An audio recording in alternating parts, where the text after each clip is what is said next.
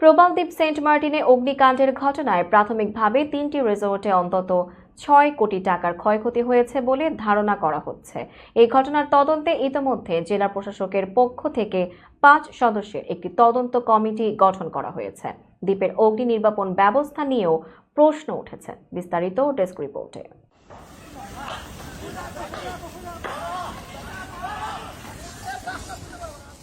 মঙ্গলবার দিবাগত মধ্যরাত 2:10 দিকে দ্বীপের গলাচিপা এলাকার বিচ ভ্যালি, কিংশুক ও সাইরি ইকো রিসোর্টে অগ্নিকাণ্ডের ঘটনা ঘটেছে। এতে 3 রিসোর্টের 26টি কক্ষ পুড়ে যায়। প্রত্যক্ষদর্শী ও ইকো রিসোর্টের মালিকদের বরাত দিয়ে ইউপি চেয়ারম্যান মুজিবুর রহমান জানান, মধ্যরাতে সেন্ট মার্টিনে পশ্চিম সৈকতের গলাচিপায় অবস্থিত সাইরি ইকো রিসোর্টের অভ্যর্থনা কক্ষে মাল্টিপ্লাগে শর্ট সার্কিট হয়ে আগুনের সূত্রপাত ঘটে।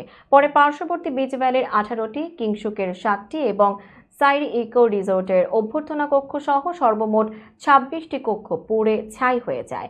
সেন্ট মার্টিন দায়িত্বে থাকা টেকনাফ 2 বিজিবির উপ অধিনায়ক মেজর ইশতিয়াক আহমেদ বলেন, আগুন নেভাতে গিয়ে স্থানীয় 6 জন আহত হয়েছেন। তাদের প্রাথমিক চিকিৎসা প্রদান করা হয়েছে বলে জানান তিনি। কিংশুক ইকো রিসোর্টের স্বত্বাধিকারী সরওয়ার আলম বলেন, 3টি রিসোর্টে প্রাথমিকভাবে 6 কোটি টাকা ক্ষতি হয়েছে বলে ধারণা করা হচ্ছে। এদিকে 3 রিসোর্টের 26 কক্ষ পুড়ে যাওয়ার ঘটনায় দ্বীপের অগ্নি নির্বাপন ব্যবস্থা নিয়েও প্রশ্ন উঠেছে। দ্বীপের জনপ্রতিনিধিদের দাবি, 250 ছোট বড় বিভিন্ন মানের রিসোর্টের মধ্যে মাত্র কয়েকটি ছাড়া আর কোনো প্রতিষ্ঠানেই নেই অগ্নি নির্বাপক ব্যবস্থা।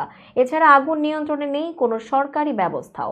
সেন্ট মার্টিন ইউনিয়নের চেয়ারম্যান মুজিবুর রহমান বলেন, দ্বীপটিতে বিভিন্ন মানের 250 আবাসিক প্রতিষ্ঠান থাকলেও সেখানে অগ্নি নির্বাপন ব্যবস্থা কি তা নিয়ে এখন প্রশ্ন উঠেছে।